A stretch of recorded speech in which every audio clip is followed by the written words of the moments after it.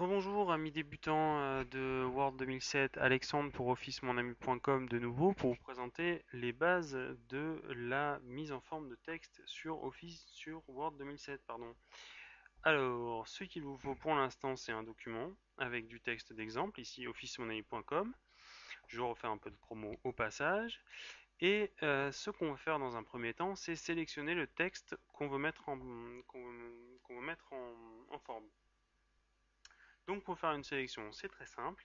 Vous placez votre souris à gauche du terme et vous allez cliquer et tout en maintenant cliquer, vous allez vous déplacer vers la droite.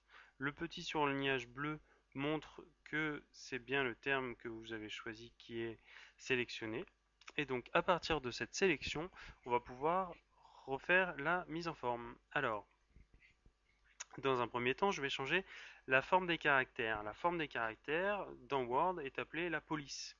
La police de caractères. Donc, je vais cliquer ici sur cette petite boîte et cette petite flèche qui va m'afficher l'ensemble des polices utilisables sur mon ordinateur. Donc, moi j'en ai beaucoup parce que je suis quelqu'un qui aime énormément ça, mais vous devez en avoir au maximum une vingtaine, une trentaine. Voilà. Pas de problème, c'est juste que moi je suis petit peu désordonné de ce point de vue-là. Et je vais choisir une police un petit peu plus sympa.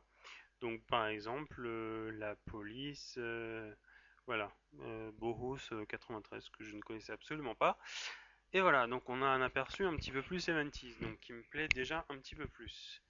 Mais moi, ce dont j'ai envie, c'est de le mettre en plus grand. Alors, on va utiliser la case qui est à côté, qui affiche 11 pour l'instant 11, et en fait, la taille en pixels du texte. Donc, ce que je vais faire, c'est que je vais cliquer aussi sur cette petite flèche attachée à cette case, et je vais voir les différents nombres, différentes tailles en fait, qui peuvent être appliquées au texte. Voilà. Et au mesure, en fonction de la taille que je choisis, de la place de la souris, je peux voir je peux prévisualiser la taille qu'aura mon texte. Alors je vais choisir par exemple 36 pour bien voir. Et voilà, le texte est déjà modifié. C'est pas mal.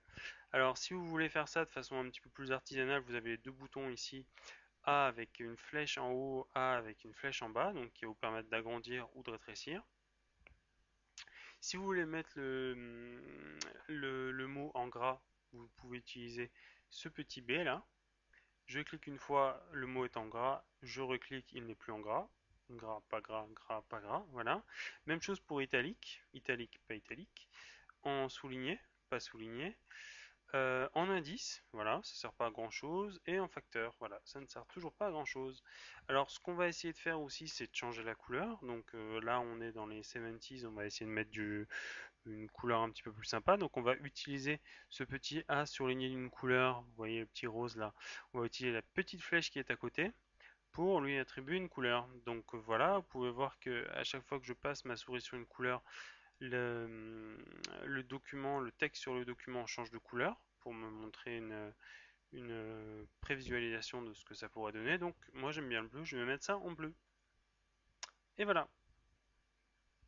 Si je souhaite même surligner le texte comme j'aurais pu surligner avec un stabilo jaune par exemple ou d'une autre couleur un texte pour mettre en avant, je peux utiliser cette case. Donc voilà, qui représente un surligneur avec des lettres.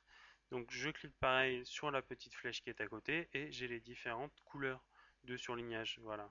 Je peux choisir le jaune, le vert, le bleu ou le noir. Ou voilà. C'est très lisible. Donc voilà. Je ne vais pas le faire parce que j'aime pas particulièrement ça. Et voilà, on a réussi à mettre le texte en forme. Voilà, c'est quand même plus beau qu'au début.